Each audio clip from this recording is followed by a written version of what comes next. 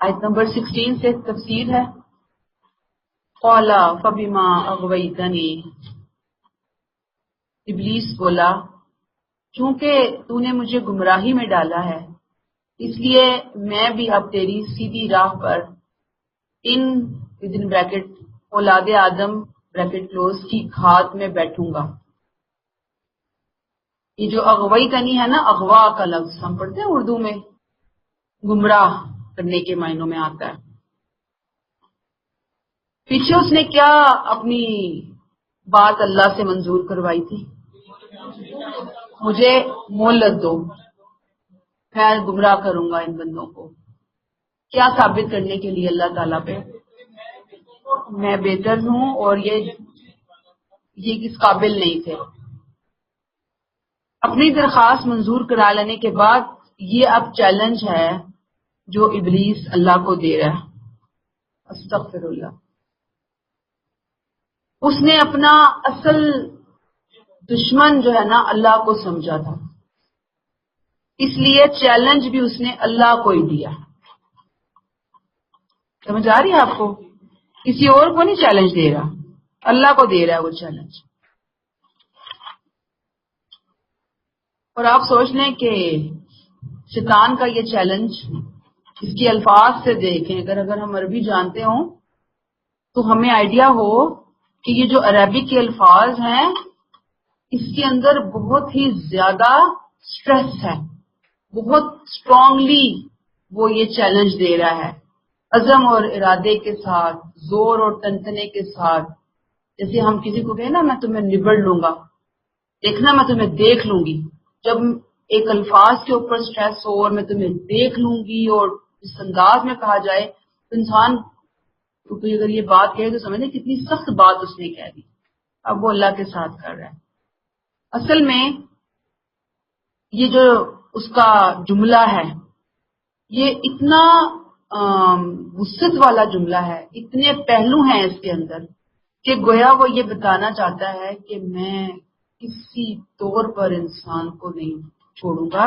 کیا کروں گا؟ لَأَقْعُدَنَّ لَهُمْ صِرَاطَكَ الْمُسْتَقِيمَ، صراط مستقیم پر بیٹھوں گا.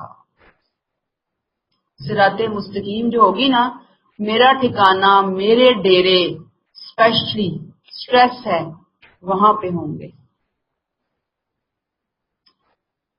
جیسے تو نے مجھے گمراہی میں ڈالا ہے نا، اس لیے میں ان کو گمراہ کروں گا صراط مستقیم پر بیٹھ کر. گویا یہ ہر راہ سے حملہ آور ہوگا، خواہشات سے، جذبات سے، احساسات سے، ہر جگہ سے، ہر جگہ اپنا اثر گھولے گا، زہر گھولے گا. معاشرت کے اندر، سیاست کے اندر، معیشت کے اندر، تمدن کے اندر، فیشن کے اندر، کلچر کے اندر، مذہب کے اندر. کوئی انسانی زندگی کا پہلو اس کی پہنچ سے دور نہیں ہوگا. یہ الفاظ، یہ ساری تفسیر اس کے الفاظ جو ہیں وہ ظاہر کر رہے ہیں. تحقیق، تنقید، ادب، آرٹ، لٹریچر، ہر جگہ میں فساد برپا کروں گا. استغفر اللہ.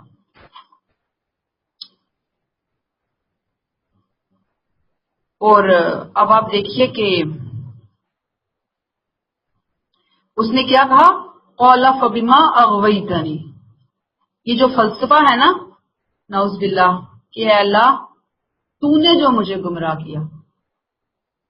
وہ یہ نہیں کہہ رہا کہ میں خود گمراہ ہوا، تو نے مجھے گمراہ کیا. یہ سب سے پہلا جو یہ فلسفہ ہے، یہ کمنٹ ہے، یہ سوچ ہے، یہ ابلیس کی ایجاد ہے کہ اللہ تو نے مجھے گمراہ کیا، تو نے میری تقدیر میں گمراہی لکھی ہوئی تھی. تکبر کا انداز ذرا دیکھیں. الزام اللہ تعالیٰ پہ، حکم ہی تو نے ایسا دیا تھا کہ میرے لیے اس کے اوپر عمل ممکن نہیں تھا، لہذا اس گمراہی پہ میں مجبور تھا. اللہ تعالیٰ یہاں پر دیکھیں گے آگے چل کر کہ اللہ تعالیٰ ابلیس کی اس بات پہ کوئی تبصرہ نہیں کر رہے. کیونکہ اس کی بات ہی بہت بے وقوفی والی بات تھی. اب وہ کہتا ہے قال فبما اغویتنی، تو نے مجھے گمراہ کیا، لاقعدن لهم صراطک، میں ضرور بیٹھوں گا. یہ جو صراطک ہے، صراطک المستقیم، یہ صراطک المستقیم کون سا راستہ ہے؟ سیدھا راستہ. کون سا سیدھا راستہ؟ توحید کا راستہ.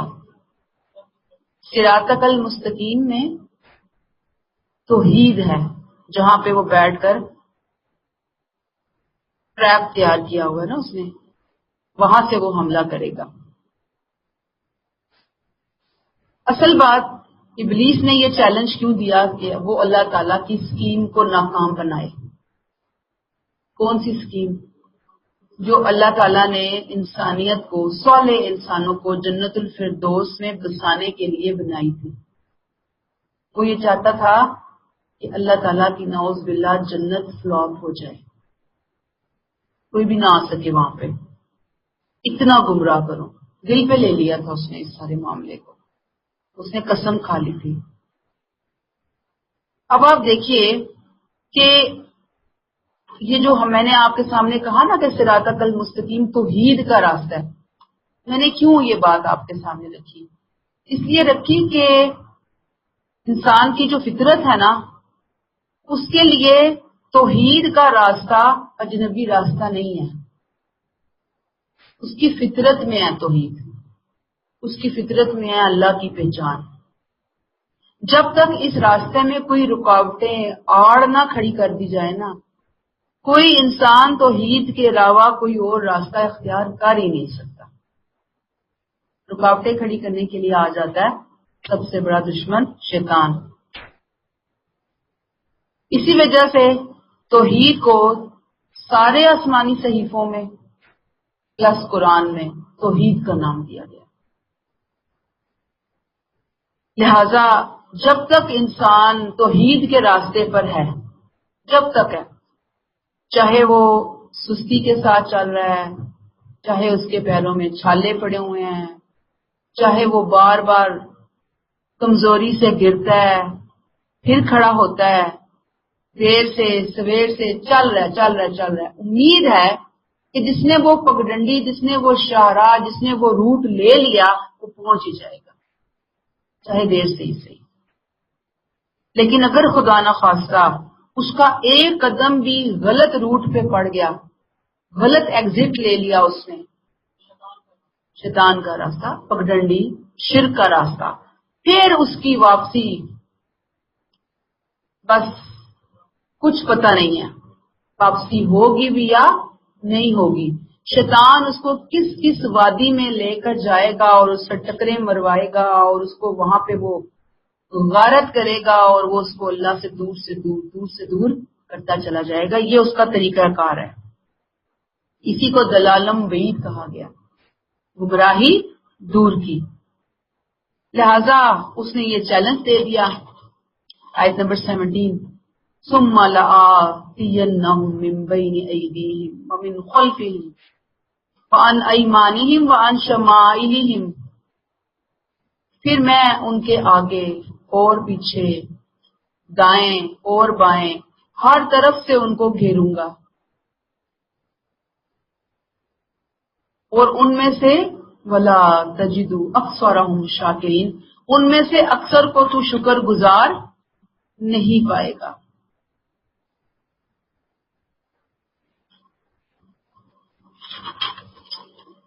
دیکھ لیں ذرا، ہر طرف سے آؤں گا نا، راستے پہ بیٹھ کر ہر طرف سے گھیرا ڈالوں گا. وہ صرف اکیلا نہیں ہے، اپنی پوری ذریت کے ساتھ ہے، اپنی پوری اولاد کے ساتھ وہ پیچھے پڑتا ہے. استغفر اللہ. ولا تجد اکثرہم شاکرین، پیچھے ہم نے پڑھا تھا کیا آیت کا ٹکڑا پڑا تھا، یاد آتی رہی ہے وہ والی آیت گھر جا کے بھی، قلیلا ما تشکرون، وہ تھوڑے ہوں گے جو تیرے شکر گزار بندے ہوں گے. اللہ نے کہا، وہ شیطان نے کہا یہاں پر اللہ سے، اکثریت کو تو اپنا شکر گزار نہ پائے گا، توحید پر قائم نہ رہ کر وہ تیری شکر گزاری نہیں کرے گی. اس لیے کہ جب کوئی خدا کو ہی نہیں مان رہا تو پھر آگے رہ کر وہ خدا کی نعمتوں کو، اس کے فضل کو، اس کے انعام کو کون مانے گا؟ جب نہیں مانے گا ظاہری بات ہے کہ وہ شکر گزار ہو ہی نہیں سکتا۔ گویا انسان کے اندر شیطان انسان کے اندر نہ شکرا پن کوٹ کوٹ کے بھر دیتا ہے، نہ اللہ کے لیے شکر گزاری، نہ بندوں کے لیے شکر گزاری۔ بہت موذی مرض ہے۔ آج ہم کہتے ہیں کسی کو کینسر ہو گیا، کینسر کا نام شاید نیندیں اڑا دینے کی، پورے خاندان کی نیندیں اڑا دینے کے لیے کافی ہے، ایک کو ہو جائے، ایک کسی ایسی تکلیف میں آ جائے۔ یہ ہمارا ناشکرا پن ہمارا روحانی کینسر ہے۔ مادی کینسر کی طرف تو ہماری نظریں جاتی ہیں، لیکن روحانی کینسر اس کی طرف تو ہمارا دھیان ہی نہیں۔ کہیں نہ کہیں تھوڑا زیادہ ہم کیا کر جاتے ہیں، ناشکرا پن اختیار کر لیتے ہیں۔ ایسے ہی ہے نا، نبی کریم صلی اللہ علیہ وآلہ وسلم کی وہ روایت جہاں پہ آپ نے فرمایا کہ تم ان میں سے میں نے اکثر عورتوں کو جہنم میں دیکھا ہے، اور اس کی وجہ کیا تھی؟ یہ وہ ناشکری ہوتی ہے، اور خاص طور پہ اپنے شوہروں کی ناشکریاں، ویسے بھی ناشکرا پن۔ اور آپ نوٹ کریں گی کہ ہم میں زیادہ ہوتا ہے۔ اگر ناشکرا پن نہ ہو نا تو زندگی میں وہ سکون، اطمینان، قناعت پسندی، عاجزی، انسان اطاعت کے راستے پر گامزن، ساری چیزیں آ جاتی ہیں۔ ایک اس مرض سے چھٹکارا مل جائے، ناشکرے پن سے۔ تو تلاش کرنا ہے، لسٹ بنانی ہے، کیا کیا ناشکرا پن ہو سکتا ہے اور کہاں کہاں میں کر جاتی ہوں، کہاں کہاں میں اللہ کی اس راہ سے، صراط مستقیم سے ہٹ کر ناشکرے پن کے اندر داخل ہو جاتی ہوں۔ اللہ مجھے اپنے شکر گزار بندوں میں شامل فرمائے۔ میں پچھلے دنوں سن رہی تھی، وہ سارا بویا کا ہی لیکچر تھا چھوٹا سا، کہ کسی نے پوچھا تھا، بڑا اچھا سوال کیا تھا کہ صبر کا امتحان مشکل ہے یا شکر کا امتحان مشکل ہے؟ انہوں نے کہا شکر کا امتحان بہت مشکل ہے۔ صبر میں تو پھر انسان کچھ نہ کچھ رو دھو کے رب کی طرف متوجہ ہو جاتا ہے، لیکن شکر گزاری میں بہت چانس ہوتا ہے کہ یہ جو انسان نعمتیں جب مل رہی ہوں کہ وہ ناشکر پن کی طرف چلا جائے۔ آیت نمبر 18، قال اخرج منها، جس پر اللہ نے فرمایا یہاں سے نکل جاؤ، مذموما مدحورا، ذلیل اور راندہ درگاہ ہو کر۔ بریکٹ یاد رکھو کہ ان انسانوں میں سے بھی جو تیری پیروی کریں گے تم سب کو اکٹھے جہنم سے بھر دوں گا، جہنم میں بھر دوں گا۔ شیطان کو اللہ نے مہلت تو دی، لیکن دیکھیں مہلت بھی کتنی ذلت والی مہلت دی اس کو۔ یہ تھوڑی کی بات پوری 100% اللہ نے کہا ٹھیک ہے جاؤ بڑی خوشیوں کے ساتھ دندناتے ہوئے جاؤ تم، تو طور پنشمنٹ تمہیں ذلت کے ساتھ جنت سے نکالا جا رہا ہے، جاؤ تمہیں مہلت مل گئی۔ اور وہ بھی بڑا دکھی دل کے ساتھ وہاں سے نکلا، سوری اس نے بھی نہیں کی، لیکن اس نے مہلت کو قبول کیا کہ میں اللہ تعالیٰ نعوذ باللہ آپ کو بتا کے چھوڑوں گا، آپ دیکھنا کتنے لوگوں کو لے کر جاؤں گا اپنے ساتھ۔ اسی لیے نبی کریم صلی اللہ علیہ وسلم کی وہ روایت کا مفہوم ہے نا کہ ہر 1000 میں سے 999 جہنم میں جانے والی ہے۔ اتنی انسانیت شیطان کے پیچھے چلے گی، انسانیت اس کو اپنا باپ مانے گی، باپ کی باتیں مانتا ہے نا انسان، تو آدم علیہ السلام کی بات تو مانی کوئی نہ، شیطان کی بات مان کر اس کے پیچھے۔ اللہ نے کہا ذلیل و خوار ہو کر تو جنت سے نکل، اور ساتھ ہی کہہ دیا تیرا اور ان لوگوں کا جو تیرے پیچھے چلیں گے نا، حالانکہ اس مخلوق کو بنایا میں نے بڑے چاؤ اور لاڈ سے، ہے نا، بڑا ہر چیز کو اپنے ہاتھ سے ڈیزائننگ کی اللہ تعالیٰ نے، باقی چیزیں کن کن سے ہوتی رہی، اس کو تو بنایا ہی اتنے خوبصورت طریقے سے۔ تو اگر یہ میرے راستے پہ نہیں آئے گی تو مجھے اس کو جہنم کے کوڑا دان میں پھینکتے ہوئے کوئی مسئلہ نہیں ہوگا، بھر دوں گا جہنم کو۔ اور آگے جا کر ہم پڑھیں گے کہ جہنم تو اتنی بڑی ہے کہ جب اتنی انسانیت اس میں چلی جائے گی تو وہ کہے گی کہ اور ہے، اور لے آؤ، بہت جگہ ہے میرے اندر، بہت گنجائش ہے میرے اندر۔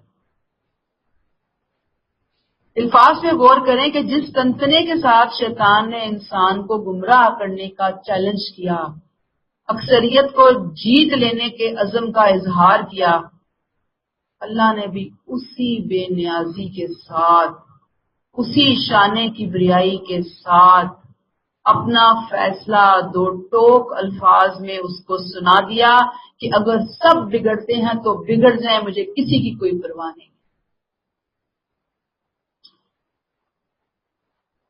اللہ تعالیٰ محفوظ رکھیں، لیکن اصل بات تو یہ ہے، حقیقت یہ ہے کہ آج امت مسلمہ، باقی انسانیت کو تو آپ چھوڑ دیں، نان مسلمز کو تو آپ چھوڑ دیں، آج امت مسلمہ بذات خود شیطان کے شکنجے میں پوری طرح آئی ہوئی ہے، اور ہمیں احساس تک نہیں ہے کہ ہم کیا کر رہے ہیں اور کدھر جا رہے ہیں۔ اللہ تعالیٰ ہم قرآن سے جڑنے والوں کو اس کے اس نرغے سے، اس ٹرک سے بچائے۔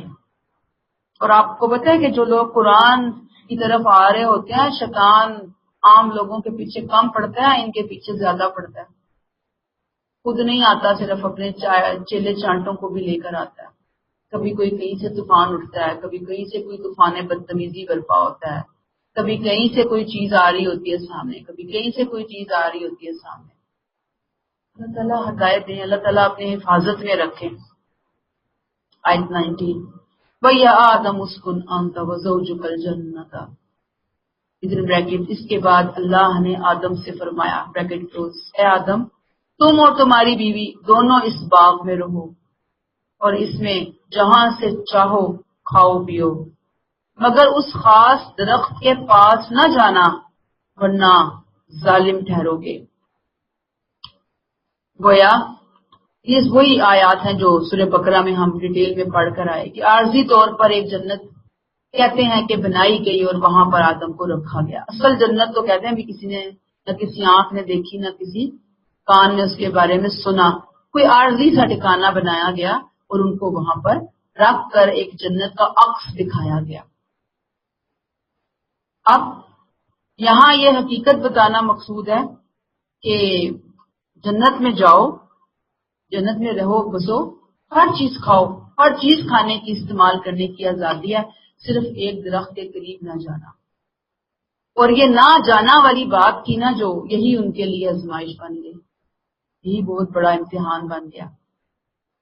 شیطان کہا جاتا ہے کہ شیطان آیا، اس نے آ کر اس درخت کے بارے میں جسے کہتے ہیں شجرہ ممنوعہ، اتنی دل فریب تقریریں کی، باتیں بتائیں، فوائد برکات، کہ آدم جو تھے وہ اللہ تعالیٰ کے اس حکم کو فالو ہی نہ کر سکے، پھسل کے۔ استغفر اللہ۔ بہرحال اس امتحان سے حضرت آدم اور اما حوا علیہ السلام پر یہ بات بہت واضح ہو گئی کہ شیطان ان پر کس جگہ سے حملہ کرے گا، کس جگہ سے حملہ کرے گا۔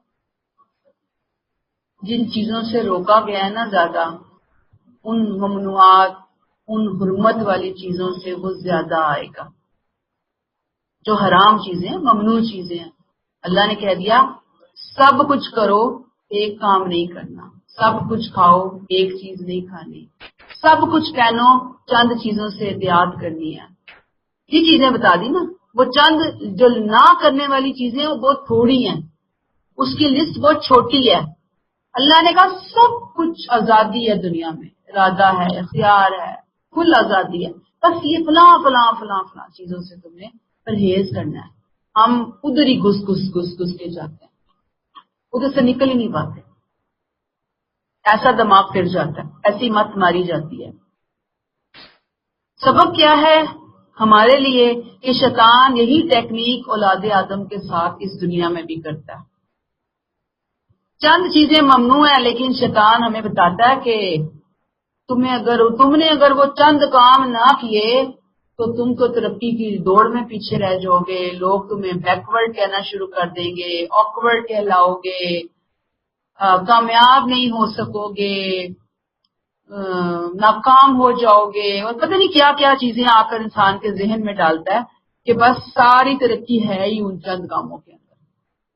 حالانکہ ایسی کوئی بات نہیں ہے، جو لوگ عمل کرتے ہیں ان کاموں کے اوپر ان کی بھی تو زندگی گزر ہی رہی ہوتی ہے نا۔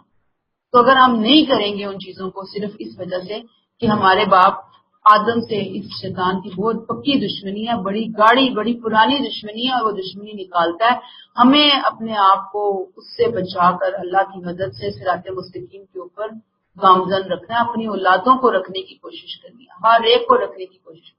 لیکن شیطان مردود کی حالت یہ ہے کہ وہ ایسے آتا ہے کہ انسان کو سمجھ ہی نہیں آتی کہ پھسلا کر اپنے ساتھ ہی لے جاتا ہے۔ استغفر اللہ۔ آیت نمبر 20، فوسوس لہم الشیطان، پھر شیطان نے ان کو بہکایا within bracket تاکہ وہ اس درخت کے قریب جائیں bracket close، کہ ان کی شرمگاہوں میں سے جو چیز ان سے چھپائی گئی تھی وہ ان کے لیے کھول دی جائے۔ within bracket اس نے، شیطان نے bracket close، ان سے کہا تمہارے پروردگار نے تمہیں اس درخت سے صرف اس لیے روکا ہے کہ تم کہیں فرشتے نہ ہو جاؤ یا تمہیں ہمیشگی کی زندگی نہ حاصل ہو جائے۔ شیطان نے وسوسہ کیا ڈالا، وقال ما نہاکما ربکما عن هذه الشجرۃ الا ان تکونا ملکین او تکونا من الخالدین، یہ وسوسہ ڈالا ملکین اور خالدین کا۔ ڈیٹیل بتائی جا رہی ہے۔ پیچھے ہم نے پڑھا کہ اس کو تو اللہ نے ذلیل کر کے جنت سے نکال دیا تھا، لیکن اس کے باوجود چونکہ اس نے اللہ تعالیٰ سے مہلت حاصل کر لی تھی آدم علیہ السلام کو ان کی اولادوں کو بھٹکانے کی، گمراہ کرنے کی، لہٰذا اسی وجہ سے ان دونوں تک پہنچنے میں اسے کوئی رکاوٹ پیش نہیں آئی۔ مہلت چونکہ ملی تھی، اس نے کہا اب بھی فائدہ اٹھاتا ہوں۔ یعنی انسان تو شاید پیدا ہونے کے بعد پاؤں چلنا ہی سیکھا تھا کہ شیطان آ گیا تھا حملہ آور ہونے کے لیے اس کے اوپر۔ ابھی تو ان کو پیدا کر کے وہ ایک سمجھے کہ ہنی مون پیریڈ تھا کہ آپ یہاں پہ کھائیں پیئیں انجوائے کریں، ساتھ ہی شیطان بھی پہنچ گیا وہاں پر۔ شاید ان کے وہم و گمان میں بھی نہیں ہوگا کہ اتنی جلدی اتنا تیز رفتاری کے ساتھ وہ حملہ آور ہوگا۔ اس نے کہا میں بتاتا ہوں۔ وسوسہ ڈالا، وسوسہ کیا ہوتا ہے؟ ریسٹرنگ، دور سے کھڑے ہو کر یہ دیکھو کتنا خوبصورت، یہ دیکھو کتنا انداز ہمیں بتایا جو جاتا ہے کہ ایسے شاید وہ وسوسے ڈالتا ہے، بار بار ذہن میں ایک چیز ڈالتا ہے کہ یہ کھا لو، یہ کر لو، یہ پہن لو، یہ بول لو، یہ اوڑھ، آ کے ذہن میں بار بار سجیشن دے رہا ہوتا ہے، ہاتھ پکڑ کے لے کے نہیں جا رہا ہوتا۔ یہ بات یاد رکھیے، اتنی طاقت نہیں ہے اس کی۔ جو مہلت ہے وہ صرف ذہن کے اندر ہے، پھر جہاں پہ ذہن کے اندر پہلے ہی میل ہوتا ہے، ملاوٹ ہوتی ہے، فساد ہوتی ہے، ذہن تیار ہو جاتا ہے اس کے ساتھ چلنے کے لیے۔ اب آگے کیا کیا اس کا؟ فوسوس لہم الشیطان، شیطان نے ان کو بہکایا کہ وہ درخت کے قریب جائیں، لیبدیا لہما ما وریا عنہما من سوآتہما، ان کی شرمگاہوں میں سے جو چیز ان سے چھپائی گئی تھی وہ ان کے لیے کھول دے۔ شیطان کی کوشش آدم اور حوا کو جنت کے لباس سے محروم کرنا، یہ اس کا سب سے بڑا ٹارگٹ تھا۔ سورہ طٰہٰ میں ہم اس درخت کے بارے میں پڑھیں گے، اس کو شجرۃ الخلد کہا گیا۔ بعض جگہ پہ آپ دیکھیں گے بڑی یونیک سی تفسیر دیکھیں گے آپ کہ اس کو شجرہ تناسل بھی کہا گیا، تناسل، تے نون الف سین لام، جو میاں بیوی اولاد کی صورت میں جنسی تعلقات سے اولاد حاصل کرتے ہیں۔ شیطان کا فتنہ کیا ہے کہ اس رشتے سے ہٹ کر بدکاری کر کے یہ پھل کھایا جائے۔ شجرہ تناسل اولاد حاصل کرنے کا ایک راستہ ہے۔ شیطان بدکاری کی طرف لے گیا کہ کھاؤ اس کا پھل، پھل تو کھانا ہی ہے بدکاری کر کے کھاؤ، سیدھے راستے سے جائز راستے سے نہ آؤ. رائے ہے یہ. بہرحال شرمگاہ جو ہے وہ اس نے کھول دی، اور اس نے دوست کی آڑ میں آ کر، ہمدرد کی آڑ میں آ کر کیا کہا، تکونا ملکین اور تکونا من الخالدین، کہ فرشتے اور ہمیشگی کی زندگی کہیں تمہیں نہ مل جائے، اس لیے تمہارے رب نے اس پھل کو کھانے سے روکا ہے. گویا ان کے ذہن میں رب کے بارے میں نیگیٹیوٹی ڈالی، ان کے ذہن میں لالچ ڈالی ہمیشگی کی زندگی کی، فرشتہ بننے کی. لہذا غیر معمولی طور پر جیسے انسان پر ایک بے خودی طاری ہو جاتی ہے نا، وہ ایک بے خودی طاری ہوئی اس کی باتوں میں آ کر، اور انہوں نے اس سے مغلوب ہو کر وہ پھل کھا لیا.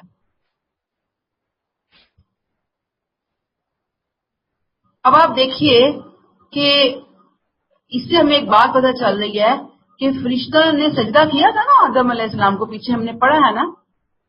اس کے باوجود ایسے لگتا ہے کہ جیسے آدم علیہ السلام فرشتوں کے مقام اور مرتبے کو اپنے سے بڑھ کر سمجھتے تھے، اسی لیے فرشتہ بننے کی خواہش میں انہوں نے وہ پھل کھا لیا.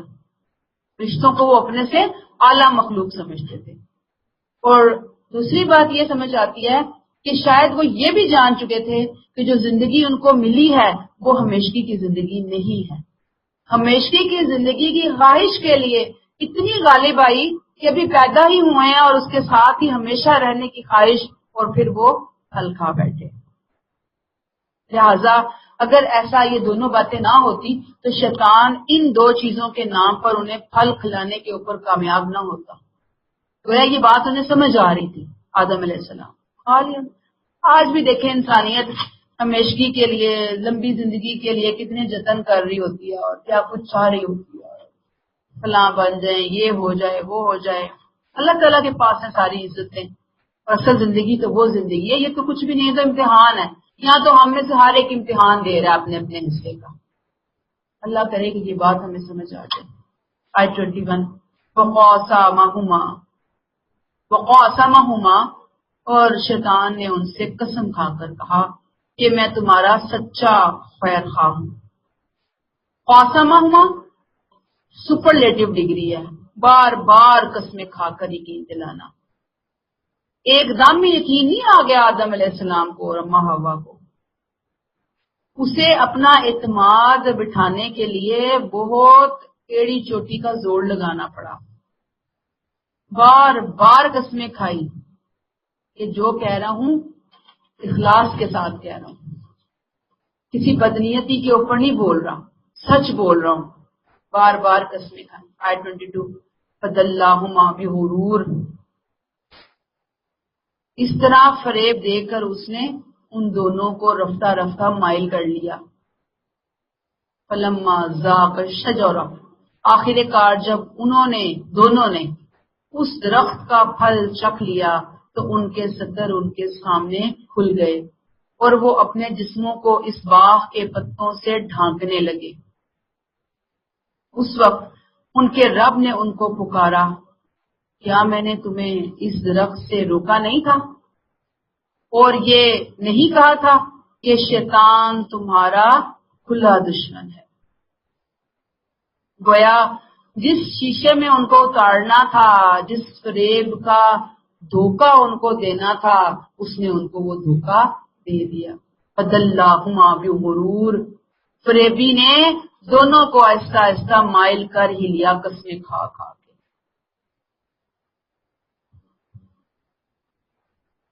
اور پھر آپ دیکھیں درخت کا پھل چکھا تو لباس سے محروم ہوئے. اور پھر آپ دیکھ لیجئے کہ اللہ تعالیٰ کیا کہتے ہیں، فلما ذاق الشجرہ، پھل چکھا، بدت لہما سوآتہما، ان کے صدر، ان کی شرمگاہیں کھل گئی ایک دوسرے کے سامنے. ان کا رد عمل اچانک دیکھیں نا، صدر کھلا تو ایک دم جیسے سمجھ نہیں آ رہی ہوتی نا کیا کرے، تو قریبی درختوں کے پتے یہ وہ تو اٹھا کے وہی اپنے آپ کو چپکانے لگی. یعنی ان کو ایک اجنبی چیز تھی ان کے لیے نا، یہ ایک دم ایسا حادثہ ہو گیا کہ یہ کیا ہو گیا. اس سے پہلے یہی نظر آ رہا ہے کہ جسم ایک دوسرے کو نظر نہیں آ رہے ہوں گے، چھپے ہوئے ہوں گے جسم، صرف فیسز وغیرہ ہوں گے ایک دوسرے کے سامنے. اب جب پھل کھایا تو وہ جسم نمایاں ہوئے ہیں، تو جس پہ ہاتھ پڑا اسی کو اپنے اوپر انہوں نے لگا لیا، چپکانا شروع کر دیا. متفقہ یقصفانی علیہما من ورق الجنہ، جنت کے پتوں سے، باغ کے پتوں سے ڈھانکنے لگے. یہ سمجھ آئی آپ کو؟ اس سے پھر وہی پوائنٹ جو میں نے ابھی پچھلے آپ کو نکال کے دیا نا، یہ لگتا ہے کہ ان کی اندر یہ تھا کہ یہ فرشتہ ہونا کوئی بڑی چیز ہے، زندگی عارضی ہے. یہاں پہ بھی وہی حال ہے کہ لگتا ہے کہ جنسی اعضاء کی شرم ردیت کر دی گئی تھی انسان کی فطرت کے اندر، اس کا احساس اندر ان بلٹ تھی کہ جیسے ہی وہ برہنہ ہوئے ہیں فوراً انہوں نے اپنے آپ کو چھپانے کی کوشش کی ہے. گویا یہ وقت کے ساتھ ساتھ نہیں پیدا ہوئی کہ انسان شروع سے ہی ننگے تھے اور کپڑے نہیں تھے اور بعد میں آئے اور یہ احساس ہے جو اللہ نے انسان کے اندر الہام کیا ہے. ظاہری بات ہے کہ جیسے ہی انسان میچورٹی آتی ہے تو اس سے پہلے انسان اپنے آپ کو ڈھانکنے کی کوشش کرتا ہے. اچھا، اب ایک اور بات جو یہاں سے سمجھ آ رہی ہے کہ انہیں یہ سمجھ آ گئی کہ یہ صرف جو ہمارے آرگنز ہیں، جنسی اعضاء، یہ صرف رفع حاجت کا ذریعہ نہیں ہے، بلکہ اس کے اندر جنس نام کی چیز بھی چھپی ہوئی ہے. وہ بھی چیز ان کو اسی وقت سمجھ آ گئی. تو فناداہما ربہما، اسی وقت رب نے ان کو پکارا، الم انہاکما، کیا میں نے تمہیں اس درخت سے روکا نہیں تھا؟ وَأَقُلْ لَكُمَا إِنَّ الشَّيْطَانَ لَكُمَا عَدُوٌّ مُبِينٌ، روکا بھی تھا اور تمہیں یہ بھی بتایا تھا بہت کلیئرلی کہ شیطان تمہارا کھلا دشمن ہے. گویا اللہ تعالیٰ نے شروع میں ہی درخت کی نشاندہی بھی کر دی تھی، خطرے کی نشاندہی بھی کر دی تھی، درخت کی تو نہیں، خطرے کی نشاندہی کر دی تھی کہ بھئی ہاں درخت کی بھی، انتلکم الشجرہ کے درخت کے قریب نہ جانا اور شیطان کی بات نہ سننا، دونوں نشاندہیاں کر دی تھی اللہ تعالیٰ نے. لیکن تم نے کوئی بات نہیں سنی. آیت 23، قَالَا رَبَّنَا ظَلَمْنَا أَنفُسَنَا وَإِن لَّمْ تَغْفِرْ لَنَا وَتَرْحَمْنَا لَنَكُونَنَّ مِنَ الْخَاسِرِينَ. آدم اور حوا بول اٹھے، اے ہمارے رب، ہم نے اپنے اوپر ظلم کیا، اب اگر تو نے ہماری مغفرت نہ کی اور ہم پر رحم نہ کیا تو یقیناً ہم نامرادوں میں سے ہو جائیں گے. آدم و اماں حوا کی توبہ، جب اللہ تعالیٰ نے ان کو تنبیہ کی نا، پچھلی آیت ہم نے پڑھی، تو فوراً توبہ کی حضرت آدم اور اماں حوا نے. ربنا ظلمنا، اللہ ہم نے تو ظلم کر لیا، آپ نے ہمیں منع کیا تھا درخت سے، آپ نے ہمیں بتایا تھا کہ شیطان تمہارا کھلا دشمن ہے، ہم نے آپ کی کوئی بات نہیں مانی، فوراً توبہ کر لی. یاد رکھیے کہ آدم علیہ السلام اور اماں حوا نے ہاری ہوئی بازی جیت لی توبہ کر کے، لیکن شیطان نافرمانی کے بعد ہار گیا. آدم اور حوا نے غلطی پر ندامت کا اظہار کیا، اللہ سے معافی مانگی، اللہ نے معافی قبول کر لی، رحم فرما دیا. گویا ہمارے باپ آدم اور اماں حوا نے اپنے عمل سے اپنی اولاد کے لیے معافی کی مثال قائم کر دی کہ شیطان کے بہکاوے میں آ کر، برگلائے میں آ کر، چکمے میں آ کر، ٹریپ میں پھنس کر اگر انسان کوئی غلطی کر گزرے، بہت بڑی بات ہے، کوئی بھول چوک ہو جائے، غفلت ہو جائے، گناہ ہو جائے، تو فوراً اس کے نتائج سے بچنے کے لیے وہ کیا کرے؟ توبہ، دل سے توبہ، پھر اس راستے کی طرف نہیں جانا. اپنی غلطی پر اظہار ندامت، سچی توبہ. اللہ ہمیں بھی اپنی تمام غلطیوں پر، ماضی کی، حال کی، کبیرہ اور صغیرہ پر اللہ معافی عطا فرمائے. دل سے دعا پڑھیے، ربنا ظلمنا انفسنا وَإِن لَّمْ تَغْفِرْ لَنَا وَتَرْحَمْنَا لَنَكُونَنَّ مِنَ الْخَاسِرِينَ. اللہ کی جو ہم پر نعمتیں، احسانات ہیں، اس کے باوجود کتنی ناشکریاں کتنا بے صبرا پن، کتنی نالائکیاں، کتنی سستیاں ہو جاتی ہیں اس کے دین کے معاملے میں، لوگوں کے حقوق کی ادائیگی کے معاملے میں۔ اللہ تعالیٰ سب ہمیں معاف فرمائے، اور زندگی کے جو باقی ایام ہیں، باقی دن ہیں، اللہ تعالیٰ ہمیں توفیق عطا فرمائے کہ ہم ایک ایک لمحے کو ضائع ہونے سے بچائیں، خود کو ضائع ہونے سے بچائیں، اور اللہ کے راستے پر چلنے والے بنیں، قرآن کو تھامنے والے بنیں۔ آیت نمبر 24، وَلَحْبِطُوا بَعْضُكُمْ لِبَعْضٍ عَدُوٌّ، اس پر اللہ نے فرمایا اب اس باغ سے اتر جاؤ، تم ایک دوسرے کے دشمن ہو، تمہارے لیے زمین میں ایک خاص وقت تک ٹھہرنا ہے اور وہی گزر بسر کرنی ہے۔ توبہ کر لی گرچہ دونوں نے، اما حوا اور آدم علیہ السلام نے توبہ قبول بھی کر لی اللہ تعالیٰ نے، لیکن چونکہ پہلے سے ہی پلاننگ تھی کہ زمین پہ جانا ہے انہوں نے، تو اللہ تعالیٰ نے ان کو جنت سے زمین پہ بھیجنا ہی بھیجنا تھا۔ اب بطور اعزاز ان کو بھیجا جا رہا ہے، اپنا نمائندہ بنا کر اللہ تعالیٰ ان کو بھیج رہے ہیں نیچے، لیکن ساتھ ہی بتا دیا کہ چونکہ شیطان کی بھی ایک مہلت قبول ہو چکی ہے، اب جا تو تم رہے ہو، تمہارا ایک دشمن تم سے پہلے ہی وہاں پہ موجود ہے، اور پکا دشمن ہے، تمہارے گھات میں بیٹھا ہوا ہے۔ اور ساتھ ہی بتا دیا کہ وہ جو جنگ ہے اس میں جو شیطان سے جیتیں گے وہ جنت کے وارث ٹھہریں گے، اور جو ہاریں گے اور شیطان کے ساتھ وہ بھی جہنم میں جائیں گے۔ گویا اللہ نے مقابلے کا میدان جنت کی بجائے دنیا کو بنا دیا، اور جنت کو انعام قرار دے دیا۔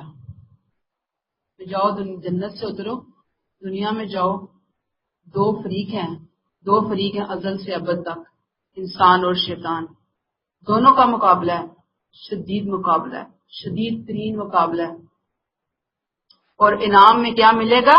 جنت۔ کن کو ملے گی؟ ان خوش نصیبوں کو، اولاد آدم کے ان خوش نصیبوں کو جو شیطان کے مقابلے میں کامیاب ٹھہرے۔ اور کوئی ٹھہرے تو صحیح نا، اللہ کا بندہ۔ ہماری حالت یہ ہے کہ جتنا ہمارا دشمن ہوشیار اور الرٹ ہے، اس کے مقابلے میں ہماری اکثریت بالکل زیرو، نکمی، سست، کاہل، کمزور، اس طرح کی ہماری اکثریت۔ دین کے حوالے سے کوئی چھوٹا سا بھی کام کر لیں تو اکڑتے اور پھولتے نہیں تھکتے، خود کو متقی اور پرہیزگار سمجھتے نہیں کرتے، یہ سمجھتے نہیں کہ کتنے تقاضے ہیں دین کے جو ہمیں نبھانے اور پورے کرنے ہیں۔ ابھی تو آخری سانس تک مقابلہ چل رہا ہے۔ وہ جانی دشمن ہے، وہ جہنم میں لے جانے کے لیے، توحید کی راہ سے ہٹا کر شرک کی وادیوں میں بھٹکانے کے لیے وہ تیار بیٹھا ہے، لمحہ لمحہ تیار بیٹھا، 24 گھنٹے ہائی الرٹ۔ اب اگر ہمیں پتا ہو کہ اللہ معاف کرے کہ کسی نے ہمیں قتل کروانے کے لیے کرائے کے قاتل مہیا کر لیا، اور قاتل بھی کوئی عام نہیں ہے، بہت بڑے گروہ گینگسٹر ہیں، ان کا وار کبھی چوکا نہیں ہے، اور وہ آ گئے ہیں، اور ایک دو نہیں کئی ہیں ادھر ادھر پھر رہے ہیں، تو ہم تو گھر سے باہر بھی نہ نکلیں ڈر کے مارے، وہ جگہ وہ ملک ہی چھوڑ جائیں۔ تو ہمارا جان کا دشمن، ہماری جنت کا دشمن اتنا قریب ہے ہمارے، لیکن ہمیں ذرا احساس نہیں کہ دشمنی چل کس لیے۔ ہم فوراً انسانوں کو بیچ میں لے آتے ہیں، اس کو بھول جاتے ہیں، انسانوں کے ساتھ اپنے معاملات کرنا شروع کر دیتے ہیں۔ حالانکہ ہمیں یہ سمجھنا چاہیے کہ اصل دشمن کون ہے؟ شیطان۔ اللہ نے کیا کہا؟ بعضکم لبعض عدو، تمہاری دشمنی اب آپس میں ایک دوسرے کے ساتھ ہوگی۔ دو محارب فریق ہیں، آدم اور شیطان۔ استغفر اللہ۔ یہاں یہ مس انڈرسٹینڈنگ دور کر لیں کہ آدم علیہ السلام کو بطور سزا دنیا میں نہیں بھیجا گیا۔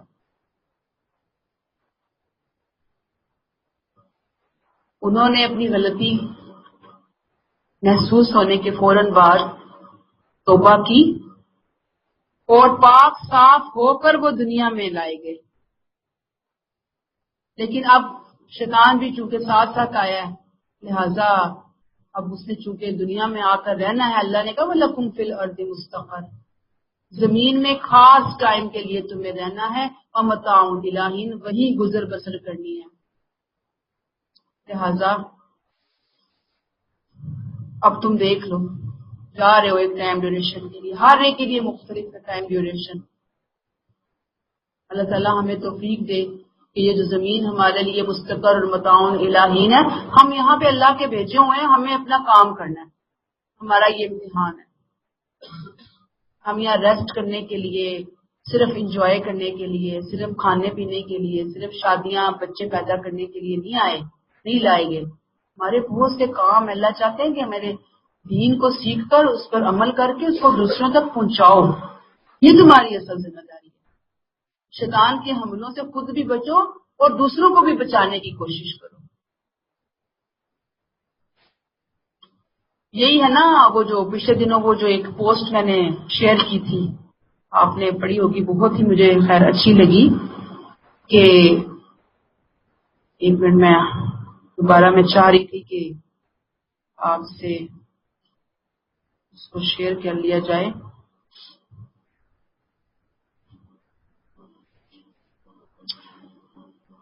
ایک منٹ.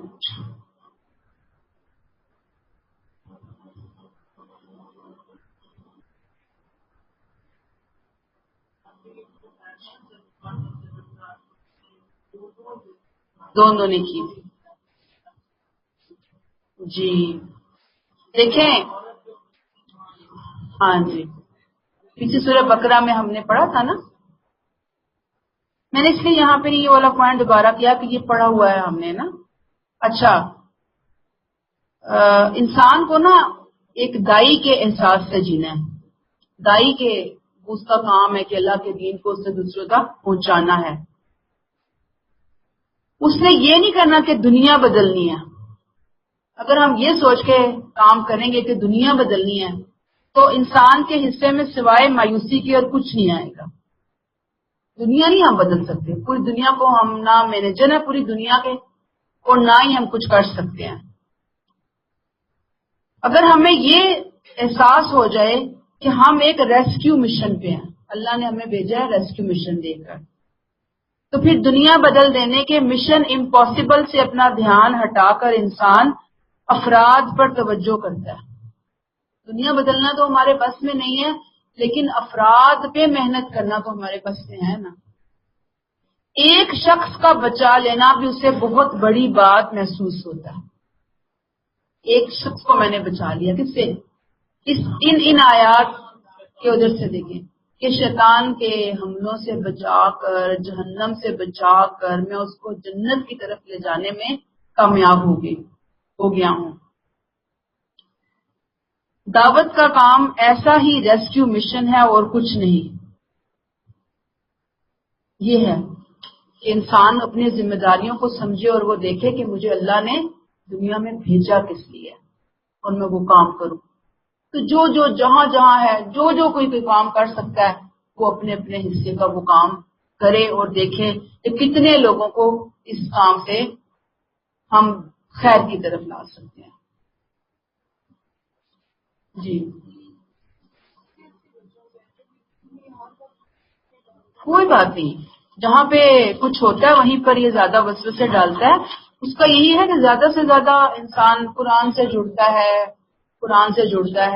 محفلوں سے. جی ہاں، ذکر سے پیچھے ہٹتا ہے، قرآن ہے، اذکار ہے، باقی کچھ نہ کچھ تو ڈالے گا وسوسے.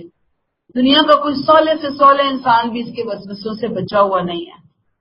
صرف انبیاء کرام جو ہیں ان کے اوپر اس کا زور نہیں چلتا، باقی انبیاء کے بعد تو ہر بندے پہ اس کا زور چلتا ہے. غلطیاں اسی لیے پھر انسان سے ہوتی ہیں، اسی کے لیے اللہ نے پھر توبہ کا کہتے ہیں ڈٹرجنٹ رکھا ہوا ہے کہ جب ہو تو پھر توبہ کر لو. ٹینشن نہ لیں کہ بعض لوگ پھر بہت ٹینشن لے کے سائیکولوجیکلی پرابلمز اپنے لیے پھر بنا لیتے ہیں نا. یہ نارمل چیزیں ہیں، یہ فطری چیزیں ہیں، بس انسان اپنی ذمہ داریوں کو اچھے طریقے سے ادا کرنے والا. اور غلطیاں ہوتی ہیں، جیسے ہی پھسلتا ہے سلپ ہوتا ہے فوراً استغفار کر لیں. آیت 25 قال فیہا تحیون وفیہا تموتون ومنہا تخرجون، فرمایا تم اسی میں جیو گے، اسی میں مرو گے اور اسی سے نکالے جاؤ گے۔ یہ سارے وہ سٹیجز کے جس سے انسان کو دنیا میں آ کر گزرنا ہوگا کہ رہو گے، زندگی گزارو گے، وہیں فوت ہوگے، پھر وہیں سے تمہیں ہم واپس لے آئیں گے جنت کے اندر۔ اس وقت تمہیں بتائیں گے کہ تم نے دنیا میں کیا کھویا، کیا پایا، مقابلے کے امتحان سے پاس ہو کر آئے ہو یا ناکام ہو کر آئے ہو۔ یہ وہاں جا کے پتہ چلے گا واپس جب تخرجون ہوگا۔ اب یہاں جو ابھی ہم نے پڑھا قصہ آدم و ابلیس، اس سے کچھ مزید لیسن ایک سورہ بقرہ میں پڑھا نا، وہاں پہ میں نے بڑے بڑے لیسن نکالے تھے۔ یہاں سے اب ہم جو لیسن لیتے ہیں اس میں نمبر 1 کہ سرکشی اور تکبر اللہ کے نزدیک سب سے بڑا جرم ہے۔ جو سرکشی کرتا ہے اس کا ٹھکانہ ہمیشہ کی آگ ہے۔ لہذا اللہ کے بندوں کے لیے صحیح رویہ کیا ہے کہ دولت، شہرت، عزت، اسٹیٹس، خوبصورتی، جوانی، صحت، یہ سب اللہ کی دین ہے۔ اس میں مبتلا ہو کر اگر کسی نے سرکشی تکبر اختیار کی تو اس کو جہنم میں جانے سے کوئی نہیں روک سکتا۔ استغفر اللہ۔ دوسرا، ابلیس چاہتا ہے کہ جیسی سزا اس کو ملی ہے ہمیشہ کی جہنم، انسان کو بھی وہی سزا ملے۔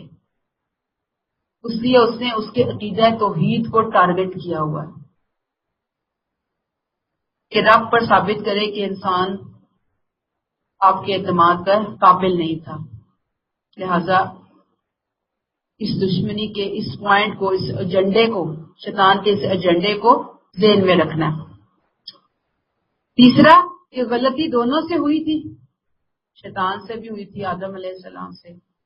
ایک اکڑ گیا مزید بدتمیزی پہ بدتمیزی اور دوسرے نے توبہ کر لی تو رب نے بھی دامن رحمت کو پھیلا دیا۔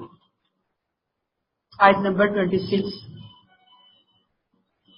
یا بنی آدم قد انزلنا علیکم لباسا یواری سوآتکم وریشا، اے اولاد آدم ہم نے تم پر لباس نازل کیا جو تمہاری شرمگاہوں کو ڈھانکنے والا بھی ہے اور تمہارے لیے باعث زینت بھی، اور تقوی کا لباس وہ سب سے بڑھ کر ہے، وہ اللہ کی نشانیوں میں سے ایک نشانی ہے تاکہ لوگ یاد دہانی حاصل کریں۔ یا بنی آدم، اے آدم کے بچوں، اے اولاد آدم، یہ جس انداز میں اللہ نے خطاب کیا ہے نا، اس خطاب کے اندر، اس لفظ کے اندر، اس کی اگر ہم ڈیپتھ میں جائیں بہت کچھ ہے ہمارے لیے۔ جیسے کسی فرما بردار غیور باوفا اولاد کو کہا جاتا ہے نا، اے فلاں کے بیٹو، اے فلاں کی بیٹی، اس کے نام سے مخاطب کیا ہے اللہ تعالیٰ نے۔ بہت زبردست انداز ہے۔ ظاہری بات ہے کہ جس میں ذرا بھی غیرت ہوگی، جس میں ذرا عقل سمجھ ہوگی، اس کے جسم کا پورا حصہ جو ہے نا وہ رگ رگ پھڑکنا شروع ہو جائے گی۔ کتنی دشمنی، اتنا سخت کام، اتنے سخت معاملات ہیں میرے شیطان کے ساتھ۔ تو حمیت اور غیرت اس کی شیطان کے خلاف بھڑکنا شروع۔ اللہ نے جس انداز میں مخاطب کیا، یا بنی آدم، اے آدم کے بچوں، لیکن جو ناخلف اولاد ہوگی وہ ٹس سے مس نہیں ہو گئے۔ اور دیکھیں نا، جب باپ کی زندگی کے اندر جو بھی معاملات ہوتے ہیں نا، وہ جو اچھی اولاد ہوتی ہے ان کے لیے والدین کے تجربات، ان کی زندگی کے اپس اینڈ ڈاؤنس بڑے سبق آموز ہوتے ہیں۔ باپ کی دوستیاں، باپ کی دشمنیاں، یہ آگے بچوں کے لیے بڑا ہیلپ فل ہو رہی ہوتی ہے کہ کیا کرنا ہے مستقبل میں اور کس چیز سے ہمیں بچنا ہے۔ لیکن افسوس کہ آج آدم کی اولاد شیطان سے اپنی دشمنی کو بھول چکی ہے۔ آدم کی اولاد ہے لیکن بھول چکی ہے وہ دشمنی جو کہ حسد پر مبنی، وہ دشمنی جو کہ تکبر پر مبنی، وہ دشمنی جو کہ علل اعلان تھی، اعلانیہ تھی، وہ دشمنی جو کہ صرف ہمارے باپ آدم اور حوا سے نہیں کی، اس نے قیامت تک کے انسانوں کے لیے کی، انسانوں کے لیے کی، صرف مسلمانوں کے لیے نہیں کہ یہ بات جان لیجیے اچھی طرح، تمام انسانوں کے ساتھ اس نے دشمنی کی۔ اللہ تعالیٰ کیا کہتے ہیں؟ اے اولاد آدم قد انزلنا علیکم لباسا، ہم نے تم پر لباس نازل کیا جو تمہاری شرمگاہوں کو ڈھانپنے والا بھی ہے اور باعث زینت بھی ہے۔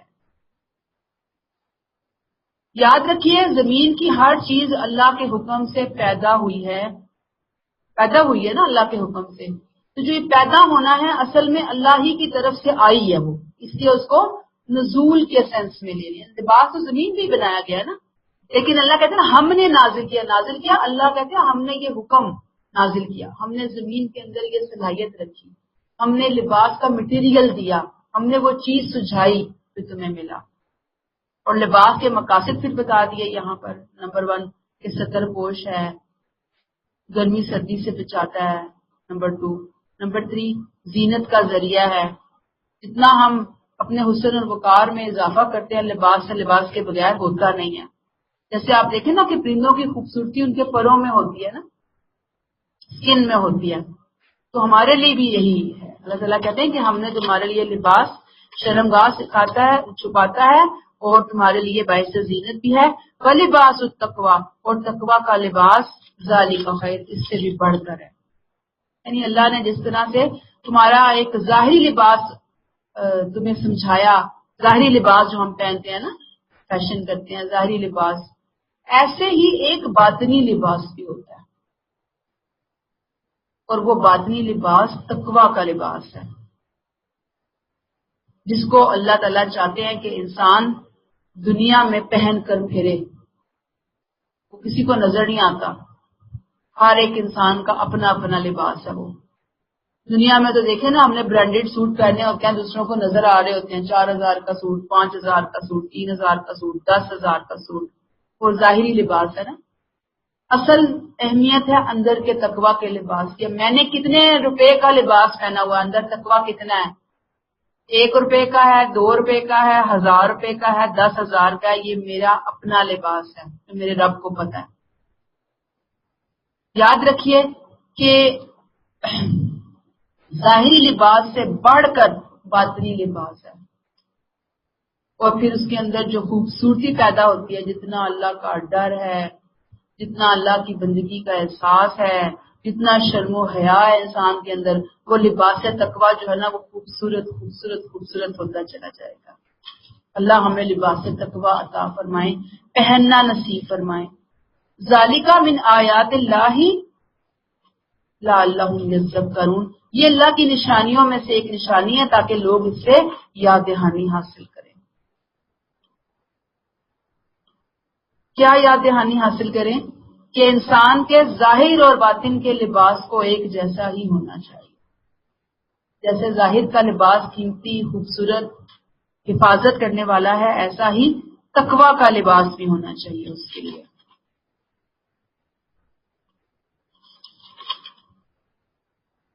اس آیت سے اصل میں قریش کو یہ بات سمجھائی جا رہی ہے، آپ کے سوال کا اگلا حصہ، کہ شیطان نے جس فتنے میں آدم کو مبتلا کیا نا، انہیں ورغلا کر ان کا لباس اس نے اتروا دیا، اسی طرح قریش نے بھی اللہ کی ہدایات کو نظر انداز کر دیا، نتیجہ جس کا یہ نکلا کہ شیطان نے ان کا لباس بھی اتروا دیا، تقویٰ کا لباس ان کا اتروا دیا تھا اس نے۔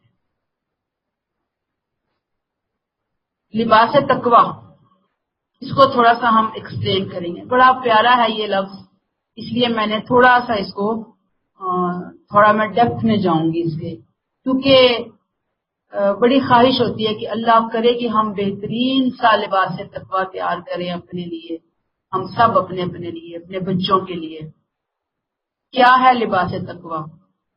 یہ روح کا لباس ہے، انسانی شخصیت کا لباس ہے۔ جسم کے لیے تو بہت مہنگے مہنگے سوٹ بناتے ہیں نا آرڈر پہ ہم، یہ جسم کے اندر کو ڈھانپتا ہے، باطن کو ڈھانپتا ہے۔ فرائڈ جو انسان کی روح ہے، جو انر ہے، اس کا نفس، اس کو وہ کیا کہتا ہے؟ سیلف کہا جاتا ہے، اس کو سیلف کہا جاتا ہے۔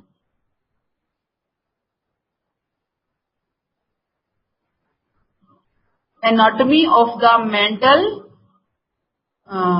personality. یہ سیگمنڈ فرائڈ کا ایک ہے سارا سلسلہ، اس میں اس نے یہ بات بیان کی ہے کہ سیلف مائنڈ کا وہ حصہ ہے جسے ایگو بھی کہا جاتا ہے.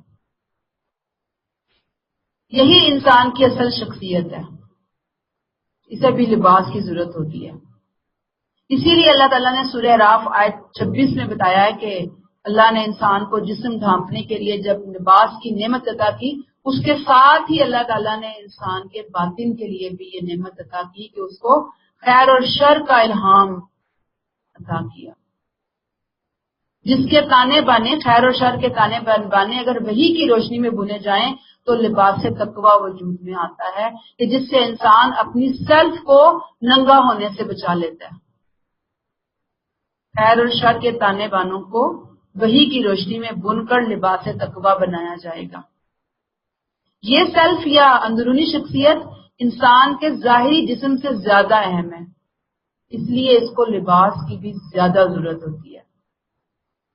یہی تقویٰ ہے، یہی نیکی ہے، یہی ضرورت ہے جس کی وجہ سے اللہ نے اس کو لباس تقویٰ کو ہر دوسرے لباس سے بہتر قرار دیا. یہ تقویٰ کا لباس اور کچھ نہیں، صرف اللہ کے احساس میں جینا ہے. ظاہری رکھ رکھاؤ کی بجائے انسان اللہ کے احساس میں جیے. عاجزی، انکساری، حیاداری، تکبر سے بچنا، بری باتوں سے بچنا، یہ ہے لباس تقویٰ. اب آپ دیکھ لیں کہ ہم نے اپنے لباس تقویٰ کا آرڈر خود کرنا ہے، اور صرف آرڈر کر کے بھول نہیں جانا، وہ ہم نے پہننا بھی ہے. ہم نے دوپٹہ بھی لینا، ہم نے قمیض بھی، ہم نے شلوار بھی، ہم نے پورا لباس پہننا، لباس تقویٰ. اللہ ہمیں عطا فرمائے لباس تقویٰ. شیطان کیا کرتا ہے کہ سب سے پہلے لوگوں کو ظاہری لباس سے محروم کرتا ہے، ظاہری لباس سے اترواتا ہے، ظاہری لباس سے دور کرتا ہے، ظاہری لباس کے اندر گندگیاں، آلائشیں پیدا کرتا ہے ظاہر کے اندر.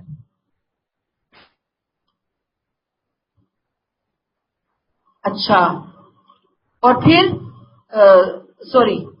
اس کو دوسری طرح لیتے ہیں ہم.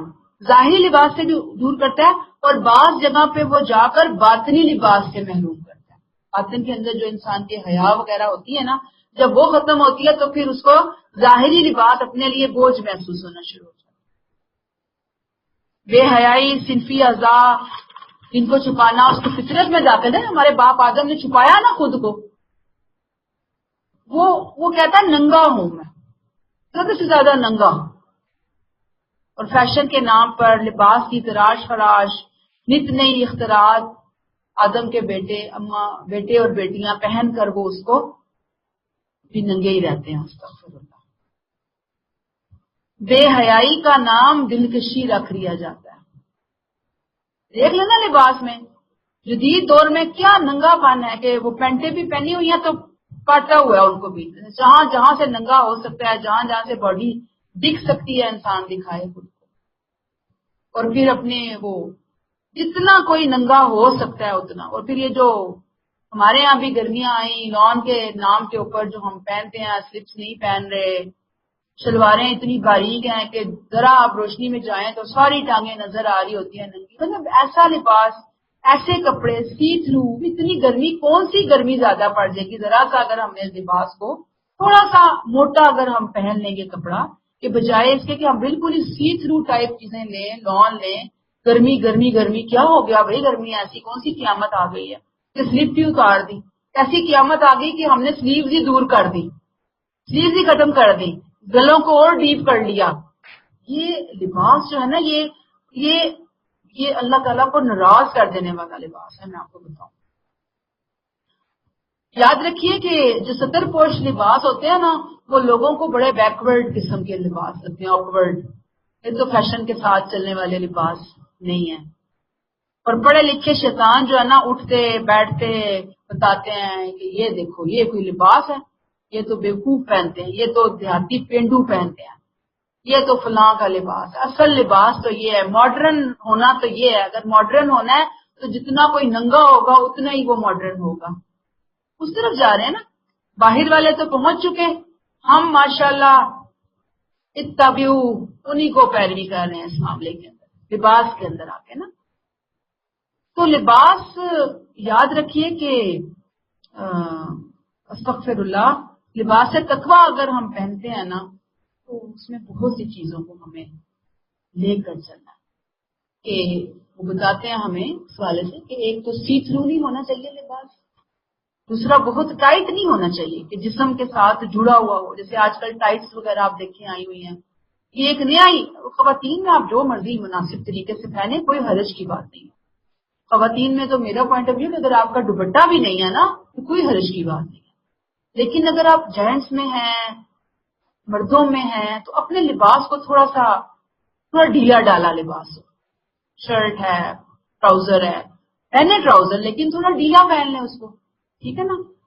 بچیوں کو بچپن سے بتائیں کہ با ہے، بچیاں جو ہیں وہ بالکل ہی ان کو بچپن سے ہی ننگا رہنے کی عادت نہ ہو کہ جی آپ ان کو اسکرٹس پہنا رہے ہیں، جیسے آپ کے انڈیا کے لباس ہے، ہماری بچیاں تو بحریہ میں تو میں دیکھتی ہوں کہ اتنا ٹرینڈ ہے کہ لباس کو آپ دیکھیں تو آپ حیران رہ جائیں کہ یہ بچیاں ہماری مسلمانوں کی پہنا ہوا کیا ہے ہم لوگوں نے۔ بات یہ ہے کہ شیطان کی پٹی پہ پورا چل رہے ہیں نا، کوئی تھوڑا نہیں چل رہے، بہت زیادہ چل رہے ہیں۔ اور یہ نہیں کہ صرف بچیوں کو پہنانا، بچوں کو بھی، کہ ان کو بھی شرم و حیا کا ایک درس دینا ہے کہ صدر جو ہے وہ چھپانا ہے، یہ نہیں کہ وہ نکر پہن رہے ہیں تو وہ بالکل ننگے ہوئے ہیں تو ان کو اجازت ہے، ان کو بھی اجازت نہیں ہے، عورتوں کو بھی اجازت نہیں ہے، مردوں کو بھی اجازت نہیں ہے۔ تو باحیا لباس پہننا جو ہے یہ بہت ضروری ہے، پھر تکبر کا لباس نہیں ہونا چاہیے، اور اچھا جو ہے وہ لباس کوشش انسان کرے کہ وہ پہنے۔ پھر اس کے علاوہ دل میں ایمان ہو، تقوی ہو، اللہ پر توکل ہو، اللہ کی محبت ہو، وہ اس کو خوبصورتی عطا فرمائے گا اس لباس کو۔ حق کا اعتراف کہ جو کوئی سچائی سامنے آئے انسان فوراً مان لے، تواضع ہو، عاجزی ہو، پھر دوسروں کے لیے اور اپنے لیے پیمانے یکساں ہوں۔ لیکن افسوس یہی ہے کہ آج ہم باہر کی خوبصورتی پہ تو توجہ دیتے ہیں لیکن باطنی خوبصورتی کا ہمیں احساس ہی نہیں ہے کہ اندر بھی ایک لباس پہنا جاتا ہے، میری روح نے بھی ایک لباس پہنا ہوا ہے، اور اللہ کے ہاں اصل اہمیت اور قیمت اس لباس کی ہے۔ اور جب آپ دیکھیں نا کہ باطن خوبصورت ہوتا ہے تو اس کا اثر پھر ظاہر کے اوپر بھی آتا ہے، اسی لیے اللہ نے کہا نا کہ لباس تقویٰ جو ہے وہ زیادہ بہتر ہے۔ تو اللہ تعالیٰ ہمیں توفیق عطا فرمائے۔ یہاں پہ روک لیتے ہیں۔ سبحانک اللہم و بحمدک، نشہد ان لا الہ الا انت، نستغفرک و نتوب الیک۔ السلام علیکم و رحمۃ اللہ وبرکاتہ۔